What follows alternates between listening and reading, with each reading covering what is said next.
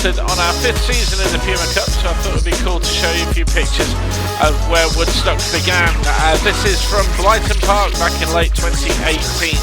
That was when we first took him out for a spin.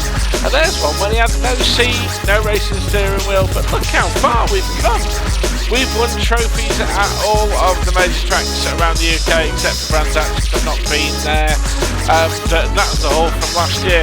But now it's 2023 and it is time for Guroba to go. Starting with around at Silverstone in February. That'll be fun, won't it? It was ridiculously cold at the track. We were all a bit dubious when we saw the calendar was opening with this round, but because of the way that the fixtures work out, the club were only able to get us at Silverstone on this weekend. So fair play to the Classic Sports Car Club for making it happen, and at least we get to open the season in style on the full Grand Prix circuit.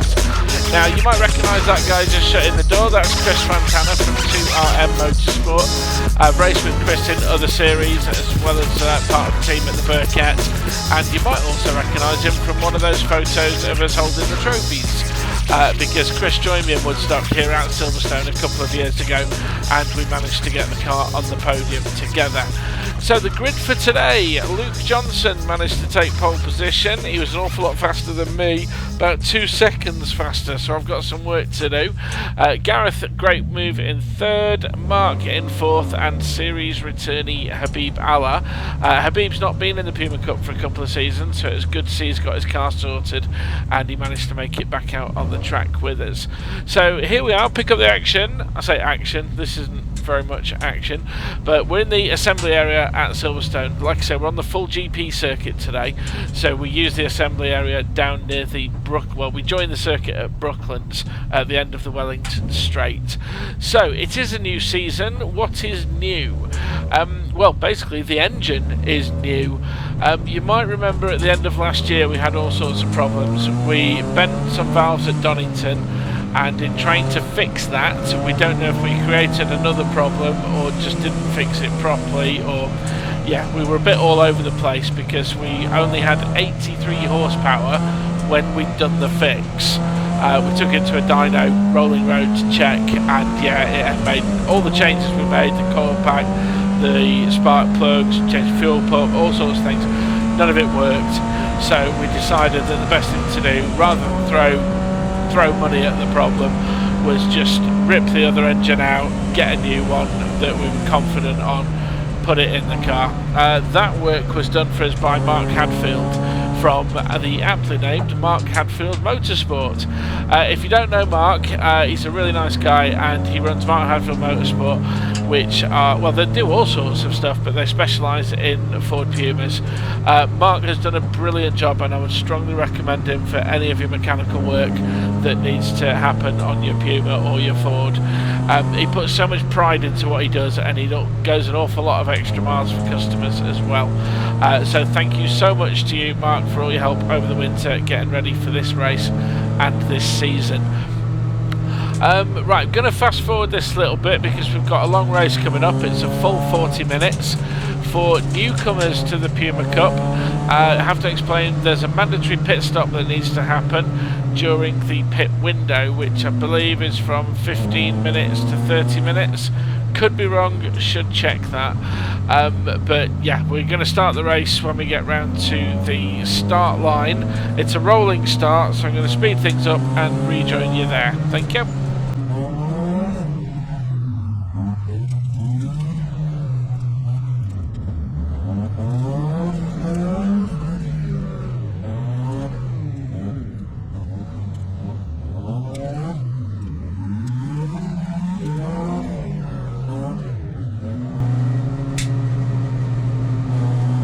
So rejoin at the final corner as we prepare to start the race. I need to get better at rolling starts. Look at that white Alfa Romeo just in front of me.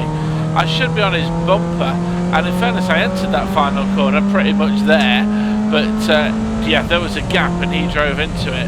But then look here, we all start bunching up. Now this is my mistake. When the green flag goes at the start of the race, you can just go for it. You don't have to wait until the line. And I just wasn't thinking. So I start in second, but look at that, Mark Jackson goes flying round the outside, drops me to third, and then you can just see Gareth Cotgrove on the inside, that's the right hand side of the screen, the blue Puma, and he's just about got his own, well, he's clearly in front. First lap of the race, I'm not going to start arguing with him, it's daft. I've seen it too many times. People try too hard on the first lap and it bites them, and I wasn't prepared to let that happen, particularly knowing that we've got the new engine in and wanted to see how it went and give it a good run. It wasn't worth risking a retirement. So I've now found myself in 4th place, and unfortunately that means last in the Puma Cup at the moment, because do you remember I mentioned about Habib Allah? Unfortunately he had an incident after qualifying. Oh, there goes Manas Patel on the left, one of my DHD buddies, clearly retiring from the race on the first lap. Unlucky Manaj. Yeah, saying about Habib Allah, he joined us in qualifying and he was pretty much on the pace, but there was some issue, I think it was gearbox related. He couldn't make the start. Now look at that, that was a great little move by me. I forgot that I did that. It was on a white Fiesta, I'm not entirely sure who that was, but my thinking would have been, don't let these two Pumas get away from me, because I know that I can beat them. I know that we've got enough pace to stay with them, make a pass, and so on and so forth. So I didn't want that Fiesta getting in the way and potentially holding me up. Now they're having a great scrap. Now what happens when you start getting in a battle with someone is eventually you lose time. Too much defending, too much aggressive trying to make a pass, and it ends up slowing you down. That's what happened to Mark just there in the green one. Exit stage left. Now he managed to not lose too much time, rejoin the circuit in front of me, but I had much more momentum. So I decided to go to the inside, knowing full well I've got a flat left coming up here, but I'm attacking it from a more acute angle. I managed to get into 3rd place, but look in my rear view mirror, you can just see the front of Mark's car coming back at me. Because he had a wider run down the straight, he's got more speed, but I decided to use that Fiesta to my advantage. Knowing that I can outbrake it, I moved to the inside and Mark is blocked by that Fiesta. There's nothing he can do. So what I desperately need to try and do is make sure that Fiesta doesn't get back in front of me, which is exactly what it's just gone and done. But never mind, we'll try again. Get in his slipstream, use all the revs. 3rd to 4th, we change at about 6,800 RPM in the Puma, so we are absolutely full chat here. I can't see how far behind Mark is at the moment, but again, commit to the move, inside, pick my apex and start putting the foot down again. So at the end of that lap, the gap to Gareth ahead is 2.68 seconds. Now I think I had about half a second advantage on Gareth in qualifying. So if we both do absolutely flat out laps, it's going to be 5 laps until I catch him. 5 laps on the Silverstone circuit, that's 15 minutes. That's a heck of a lot in the context of the race. So although it's only 2.6 seconds, I feel like I've got a bit of a mountain to climb already. Now I know that qualifying times are not representative of race laps. You can never be that fast every lap, especially in a race when there's traffic to consider and a bit of mechanical sympathy to consider. Things like how much curbing you take, how aggressive you are with the tyres, how aggressive you are with the brakes as well for that matter. But needless to say, it's mission on. Gareth is 2 cars ahead of me, the light blue Puma, just so you know which one he is, and in front of me at the moment I think it's one of the Mazda RX-8s. Now we race on the same grid as the Mazdas, but they're in a different class to us. We do have very similar lap times to them, but how we get that lap time is very different. The Mazdas are much faster than us on the exit of corners and down the straights. We make up that time under braking and apex speed. We tend to be better there. So depending on where you meet a Mazda on the track, I could hold them up, they could hold me up, but if we keep a distance of about 1.5 seconds, we don't affect each other, we don't bother each other at all. So what I'm hoping now is that I'm not going to have my race affected by the Mazda in front of me, but we can both start eating into Gareth's lead. I've got clear track. I'm trying to treat this like qualifying now. Just absolutely go for it and close that gap down as quickly as I can. So into third gear. Brooklands is a tricky corner.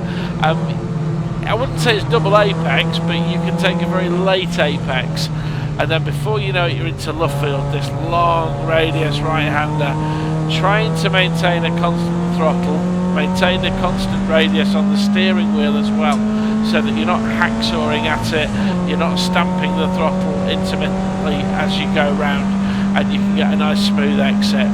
So that's the end of another lap. I glance over to the right and see my pit board hung out by Mark, and look at that, the gap's gone up to 4.94. Now this is worrying, because that's also worrying, going that wide at Cops, probably doing about 85 miles an hour around there. Do not want to get out onto the dirty stuff, because you can lose, they call it the marbles, it's where all the gravel collects, all the stones, all the bits of tyres that have chewed up and been spat off by the other cars. You don't want to go out there. But that might have been a reaction to seeing that the gap had grown by 2.3 seconds in one lap. That's not good. That will have come from fighting with Mark a little bit, dealing with the Fiesta, that kind of thing. But now I've got clear track ahead of me. Although I've messed up one corner, namely Cops, that first one, I'm trying to get a really clean lap. A bit wide there at Stowe, that was a bit annoying. But keep your head down, keep going. What am I waving at in the mirror? Was there somebody waving? Sorry, was that me waving at somebody? Don't think so. Probably just adjusting my glasses and the helmet, to be honest. I don't know if any of you have ever driven with glasses inside a helmet, whether it's on a racetrack, maybe on a motorbike, or even go-karting. They have a horrible tendency to slide down your nose, and you'll see me every now and again just push them back up again with my finger. Right, great corner this, Abbey corner. It's not quite flat out in the Puma, but it's not far off. And then we just hang on around that left. What's that left called? Farm. Before we're into this complex on the Grand Prix section. Tight right-hander, down to second for the left-hander. I know all the names of these corners, but I don't know which corner's name is which. But either way, who cares? Right, back onto the Wellington straight. In Formula 1, they'd be opening the DRS right now and getting an extra 10 miles an hour. That would be lovely. But unfortunately, Pumas don't own, well, we don't only not have DRS, we don't have any rear wings to open. So, irrelevant. I think I'm waffling a little bit now, aren't I? It's because there's nothing on track to talk about other than chasing down Gareth. Now, hopefully, I've put in a nice clean lap, and maybe Gareth has had a bit of trouble. We're charging now towards the line, and I cannot wait to see what the pit board says, because I'm hoping that it's going to have come down from 4.94 seconds to reflect this lap's progress in chasing Gareth. There's the line, there's the pit board, and look at that, this is not good. 6.15. I've just lost another 2 seconds to him. Now, I know it's a long lap here at Silverstone, but 2 seconds is a lot, and I only really made one mistake. That was Cop's corner, and I don't think that accounted for the full 2 seconds. So what this is telling me is, John, you need to up your game. You can go faster, the car can go faster, you've just got to do it. Now, psychologically, I've always had a bit of an issue with cold tyres. You know, I need to protect my car. I can't afford to be locking up and sliding off or spinning. So the first couple of laps, I am traditionally a little bit ginger and a little bit hesitant. And I wonder if that sort of sets me a pace on those 2 laps, and then when the tyres are up to temperature, I don't push on enough and take enough advantage of it. That's something I'm going to work on. Now, you can see from the kitchen timer by my left hand when it's on the steering wheel, we're about 10 minutes into the race now. So 10 minutes in and a gap of 6 seconds, that's 25% of the race gone. It's only a 40-minute race. I need to start doing something about that. So it's push on, push, push, push. and get back the pace that I had in qualifying. Nipping the apexes. Like, watch this. Yeah, nice. Back on the power. That's good. Like that. Hug the apex around here and do not even think of getting off that throttle pedal. Spot your braking zone as late as possible. Stand on the brakes. Get the car turned in. Hearing the tyre squeal there. That's good. I want to know that I'm on the limit. That was a little bit untidy and I missed the apex, but we were quick to stand back on the throttle. Back up into third gear, have all that apex, don't let off the throttle one bit, just keep going all the way down the straight. Now again, Brooklyn's that tricky left-hander. Let's carry as much speed into there as we possibly can. Braking just about on the turn-in sign, turning in a little bit later, clip the apex in third gear, back on the power, set the car up for Luffield. I went a little bit wide there, small correction mid-corner to get on the gas a little bit earlier, thinking that sacrificing a mile an hour or two at the apex will pay dividends down the straight. So, we've had a good push lap. 6.1 set out 5 seconds has now changed to, what does the board say, Mark? What does the board say, Mark? Come on, this is teasing me. What does the board say? 6.47. Yeah. Right, okay. What does that tell us? It tells us that when I push, I can match Gareth. So I know I've now found my pace, if you like. I know that when I'm on it, Gareth isn't going to get away from me. So what I need to do now is stay in that mindset, stay in that zone, make sure that I don't drop off that pace any longer, because frankly I can't afford to. Okay, time for a fast forward, I think, all the way to the end of the lap, please, director.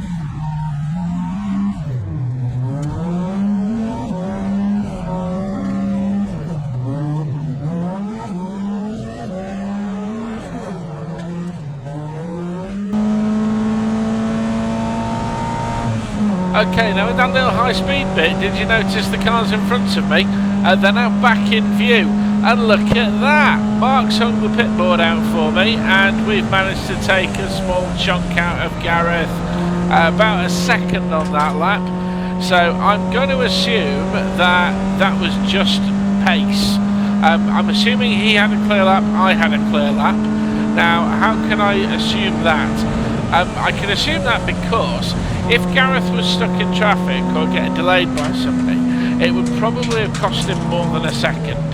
So the fact that it was a second tells me that it was essentially relative and on merit. So 5.71 now. How far into the race are we? 15 minutes.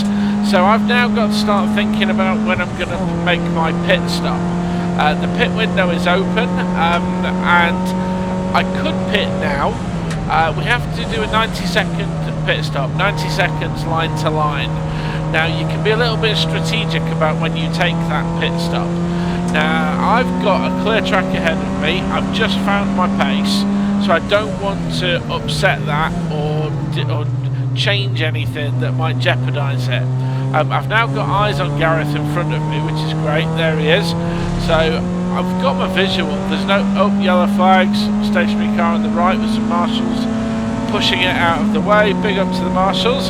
There goes Danny Cassar in the Hillwood Autos Honda Integra.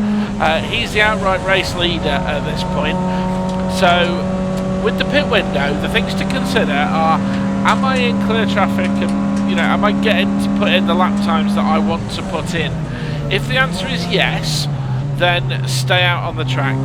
If I'm getting held up in traffic, or if I'm losing time for any reason, and that could be traffic around me, but it could also be the leaders coming through to overtake and lap me.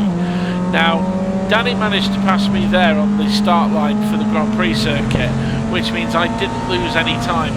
But I don't know how much of a gap there is between Danny and the cars in second and third place outright and the rest of the top 10. So they could be coming to eat me alive any moment now.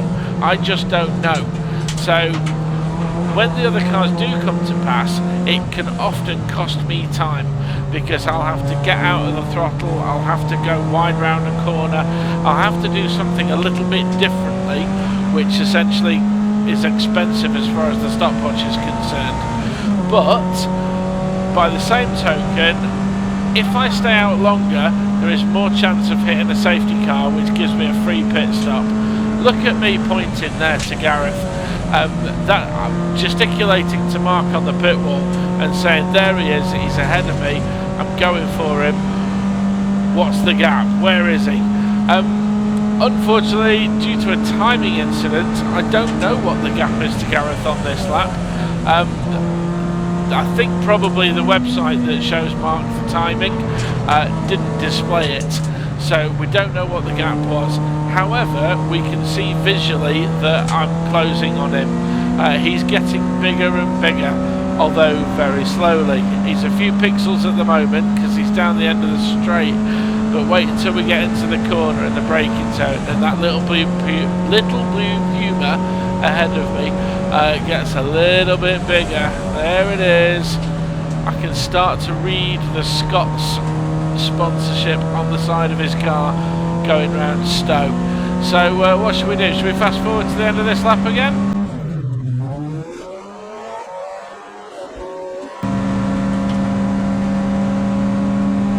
Okay, those of you that have seen these videos before know that sometimes I make mistakes. I never go back and re-record a bit of audio, but I do record the audio with pauses just to figure a few things out. The gap is 3.34 seconds. I was just saying that maybe the website that shows Mark the timing didn't display it correctly or something. That was a little bit of BS. What appears to have happened is that during the course of my fast forwarding the visual, I didn't bring the graphics forward enough as well. So the graphic you're seeing there, third place, gap to second is 3.34. That should have displayed last time I crossed the line, but because of my editing skills or lack of, that didn't happen. But yeah, look at that. 2 seconds out of Gareth last lap, and he now goes for the pits. I've got a clear track ahead of me. There's no safety car, so yeah, just go for it, keep going. This is the make or break section of the race. I'm hoping that I will have a better pit stop than Gareth. He might come out in traffic and get held up a little bit, but there's only 3.3 seconds between us on merit.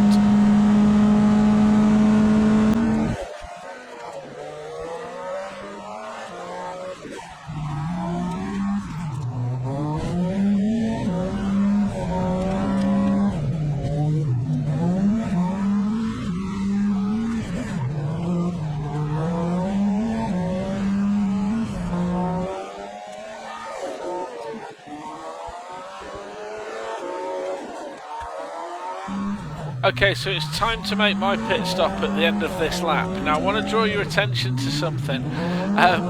We have a mandatory pit window which closes on 25 minutes, so you have to make your stop by 25 minutes. I mistimed it. Look at that by my finger, 25 and a handful of seconds. I've misjudged this. I'm coming into the pits too late. Now I've just reset the timer so that I can use the timer to get the 90 seconds element correct. So I pressed the button as I crossed the line, and I've now got 90 seconds to stay in the pits. So I'll stop and have a little chat to Mark and then get going on my way. But unbeknownst to me, I've now got a 30-second penalty for pitting outside the window. I didn't know it, Mark didn't know it, nobody knew it, but I had it. Oh. Yeah, decent man, decent. Right, obviously you saw that you came in before you did. You're about 15 seconds behind Lou. You're going to come out round about the same place as what you were with Cotswold, the other one, the other car. Everything alright? Seem alright? Is it 9 seconds or 2 minutes? 90. Pitboard, I'm finding it a bit confusing. Just give me the gap to the blue car. Right, That's all I'm interested in. Got one out behind you. Don't worry about Jacko. It's fine. Exactly, yeah. So everyone else has pitted. That last one's 30 pitted. minus 16. 14. Yeah, 14. Right, I'm going on 13 now. Alright. Go. Ah! Ah!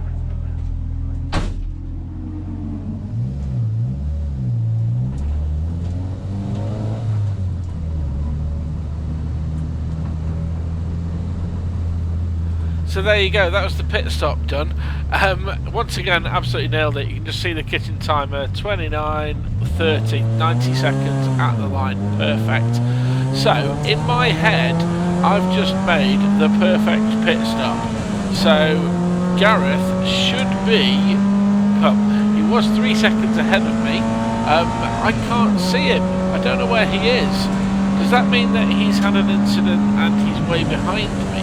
Because there's no way he could have, you know, visually I can see about 10 seconds up the track and he's not there.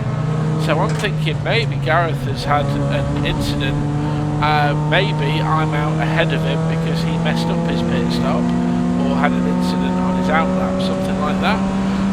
I don't know. The only time I'm going to find out is when I cross the line at the end of the next lap. You have to bear in mind all of the information that the pit wall have, namely pit wall this weekend was usual suspect Mark, who you'll recognise.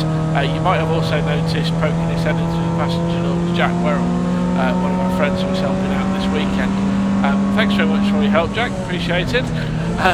But the information they get is live, but of course they can only show me what they saw last time. So my pit board is generally speaking a lap out of date. So although this is a full lap out of the pits, the board that I'm going to see next will be from the previous. This is getting confusing, isn't it? Right, another fast forward please, director, until we know what the hell's going on. Thank you.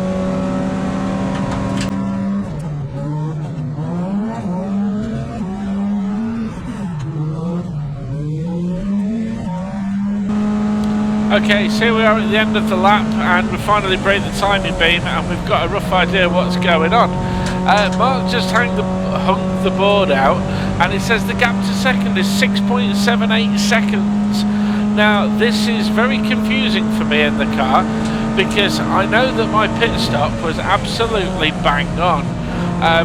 You know, Gareth has somehow pulled 4 seconds. I can't figure that out. So I'm driving around now a little bit confuddled, don't really know what's going on.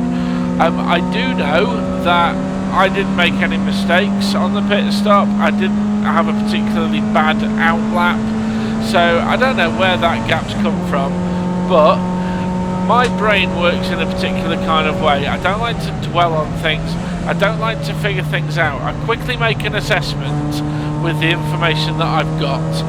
Now, the information that I've got says that I've got a gap of 6.7 seconds to chase down. I don't know why, I don't know what the reasons are, so I won't bother trying to think about it, trying to figure it out. I'll just deal with the facts. I've got approximately 15 minutes, which is going to be about 5 or 6 laps to close down 6.78. So I need a second and a half per lap to catch Gareth. Now bear in mind I don't know that I've got a 30-second penalty at this point, so if I did I might be a little reluctant to have pushed on and tried to catch him. However, I'm going to do a little bit of a spoiler alert here. Oh, bit of a lock up on the way to the complex there. I'm going to do a bit of a spoiler alert just to put everything in context because it'll make it easier for you now. Whilst I've got a 30-second penalty for being out of the window, it turns out post-race that Gareth also had a 30-second penalty for taking a short pit stop. So where we are now in the real world, that gap went from 3 point something to 6 point something because Gareth crossed the line 3 seconds too early at the end of his pit stop. That explains the gap increasing. The fact that I've got a 30-second penalty and he's now got a 30-second penalty knocks each other out, so we're still back to racing sort of like on scratch terms, if you like. Actually, to be fair, Gareth's penalty was a little bit more than 30 seconds because they also take into account the amount that he undercut the pit stop by. So that all shakes out at the end of the race. The net result on the circuit, well, the net situation on the circuit right now is that I've just taken another second and a bit out of Gareth. and the gap is now as near as 5 seconds. So I've got the bit between my teeth. I can see from the board I'm catching him, and so far traffic has been kind to me. The leaders overtaking me have been doing so at the right points, and it hasn't cost me any time. That's one of the good things about this long lap at Silverstone. There's a lot of long straights, and between corners there's also overtaking opportunities. So I'm not getting offline where I don't really want to. It's easy to be a back marker on this configuration of circuit at Silverstone. Right then, so my timer is saying 8 minutes. A minute and a half of that was from the pit stop. So we turned it on about 25, didn't we? So we're on about 33 minutes, sorry, of the race gone. It's a 40-minute race. I don't know where the leader is on the circuit, because the checkered flag will drop. Sorry, the reason that's important is because the checkered flag will drop when the leader crosses the line after 40 minutes. So depending on where the leader is relative to me, and it could mean that I sort of have to do an extra lap, or I might get away with not doing the final lap if the leader's just ahead of me on the circuit. It's a bit complicated how it all works out, because of course it's a moving target. But I'm thinking I've probably got 4, possibly 5 laps at the end of this one to close down that 5 seconds. Good example of one of the leaders passing me without me losing any time. I'm flat to the boards all the way down that straight. I didn't need to get out of the way, I didn't need to bleed off the throttle, I didn't need to brake early or anything like that, which is exactly how we want it to happen. Now look at that, who's ahead of me? That little blue Puma. Gareth must have had a bit of a shocker that lap, because I think that I've got about half a second pace on him outright, but the gap's gone from 5 seconds, look at that, less than 2 seconds. Less than 2 seconds to chase him down, and there is nobody between us except for the little Metro, and now there's nobody in between us once again. This is game on. This is what, oh look at that, smoke from Gareth's car. I'm thinking maybe I've just taken 3 seconds out of him because he's got an engine issue and he's losing power. Unfortunately for me, and fortunately at the same time. I say that because I don't want to wish ill on anybody else, not just in the Puma Cup, but any of the other competitors on the circuit. I don't want accidents to happen, I don't want broken cars to happen. So, with that in mind, it looks like Gareth has got good pace down the straight, so I'm now thinking maybe his engine is okay. Maybe it was a lock-up, but there's no way you'd be standing on the brakes that much at that part of the circuit. So, again, using that how my brain works thing, I don't have the answers to these questions, so I'm not going to consider them. I've got my eyes absolutely fixated on his bumper. Now, whilst I'm trying to chase him down using a lot of curb there, they're really bone-rattly curbs on the exit of Club Corner. What I'm trying to do is not only catch him, but try and spot where I've got an advantage. Any particular corner that I'm better at, any particular braking zone that I'm more confident in. Maybe he's changing gears at a different point to me in the braking zone. Maybe he's taking a slightly different line and compromising an element of his cornering, that kind of thing. Now, when we're close enough to Gareth, we'll be able to get a better view of this. So here we are, we're flat out down the Wellington Straight. I can see that the gap between myself and Gareth now is static down here. So neither of us have got a top speed advantage over the other. There goes Danny Casser from DHD again. Now I'm thinking if Gareth has to go wide, which he does, to let Danny through, that plays into my hands and brings Gareth a little bit closer. Now look at that, Gareth has also gone wide around Luffield again, and that will compromise his exit onto the straight. So he basically, I'm not saying he made mistakes as such, but there were two areas where I had an advantage. Danny overtaking him into Brooklands and round Luffield. Now on this lap, I can't bank on Danny being there because he's just gone. I'm compromised a little bit around Copse Corner there, but not too much. And this chap is now going to catch Gareth as we enter the Beckett to Maggots complex. Is he going to get through? No.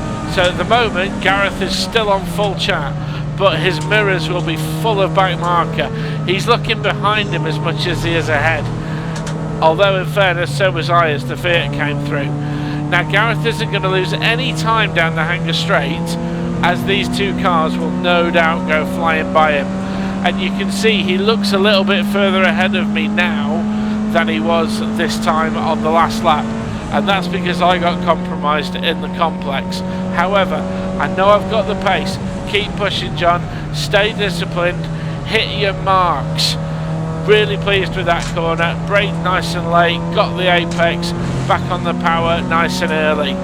Now I'm starting to think I've got a bit of advantage over Gareth in the braking zones. That seems to be where I close up. Although I went and messed that one up and missed the apex. Concentrate, John. Concentrate, concentrate, concentrate. You've got to stay focused because we're getting towards the end of the race. Look at my timer. I came in the pits on 25 minutes and reset it. 25 plus 14, which it now says is 39. This could be the last lap. Danny Casa passed us. I know he's the race leader. He passed us on the previous lap. So we've got to get to the line before that 40 minutes comes up to get another lap. We're going to do it, but it means that the next lap will be the last one. And I cannot describe the feeling in the car right now. This is racing. This is what it is all about. Wheel to wheel. We're talking fractions of a second difference. After 40 minutes of racing, I can't stress that enough, 40 minutes, and there is a second between us. Again, look at that, slightly better on the brakes, got a better apex, closed up a little bit, and Gareth has struggled around here. He's wide again round Luffield, he's wide. I get the power down early, back onto him. This is the closest I've been.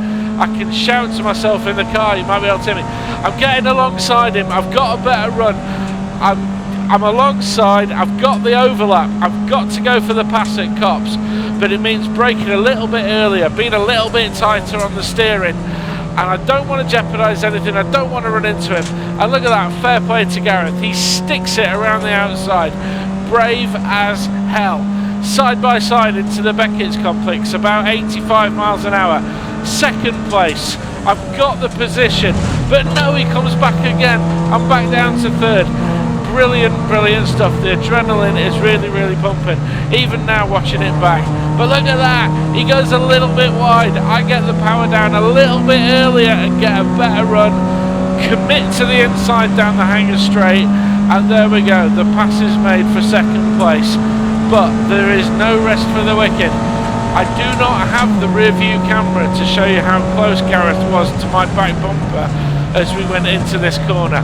Unfortunately, we had a battery issue with the rear view, so we don't have it available, but I wish it was, because he was on my bumper right at this moment.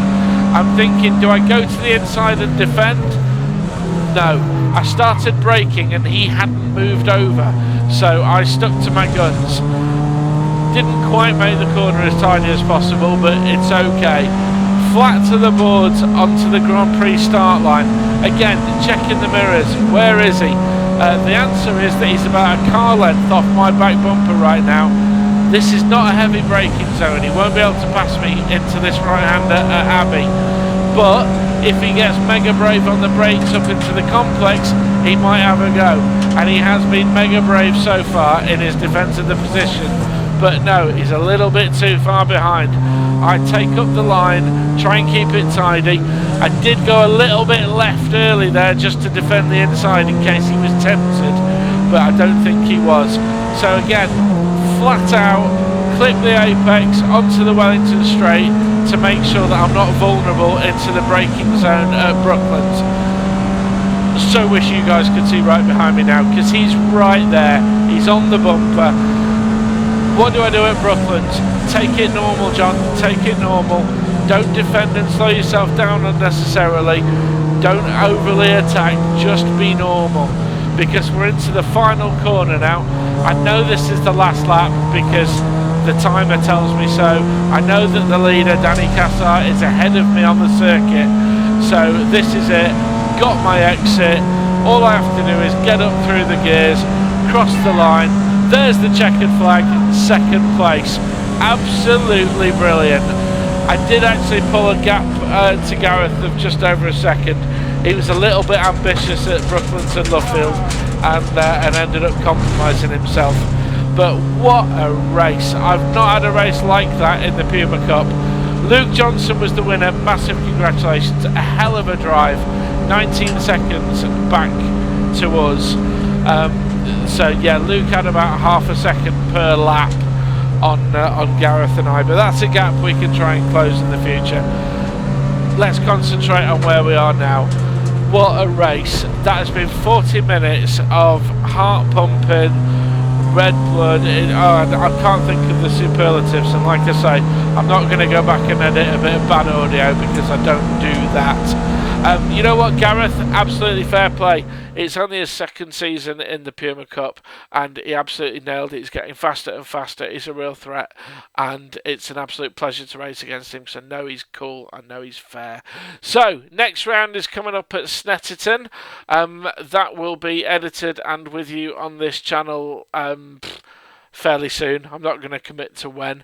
Thanks ever so much for watching. Thanks for all your support. I really hope you enjoyed that, because I sure as hell did. There's more videos for you to watch. Please subscribe to the channel to see all of the other ones that we've done and be notified about the new ones. Yeah, that's that. Time to go and have a breather. Thank you. Cheers, everybody. Bye.